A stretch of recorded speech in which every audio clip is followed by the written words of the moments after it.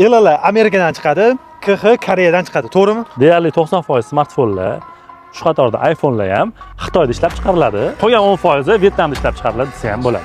LL KHlar nimaga bo'lmasa? Har bitta davlatda o'zini qonuniga, bozor talabiga qarab, standartlariga qarab ishlab chiqaradi. Misol uchun Yaponiya va Koreyada kamerani spishkasini ovozini o'chirish mumkin emas. Odamlarni xavfsizligini o'ylab, ayniqsa qizlarni, ayollarni.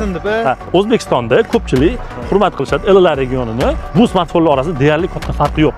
Yoshlar orasida LL yoki JA bu juda ham mashhur bo'lib ketgan regionlar bo'lgani uchun bu taniqli hisoblanadi. O'shanda boshqalarga mana shunaqa prinsiplari, qiziqarli ma'lumotlar bormi? Aytib bera olasizmi hozir? Juda ko'p. Bu qisqa reelsga sig'masligi mumkin. Kommentariyaga bir yozuvni yozib qoldirishsin. Hamma region bo'yicha ma'lumotni olishadi. Ularning farqlanishi, nima, qaysi regionga qanaqa talablari bor. Ularga direktdan biz to'liq ma'lumot tashib beramiz. O'zini LL tutib yurganini, qadrlab yurgan tanishlariga jo'natib, kommentariyaga bir raqamni yozib qoldiradigan joyiga. Ha, albatta.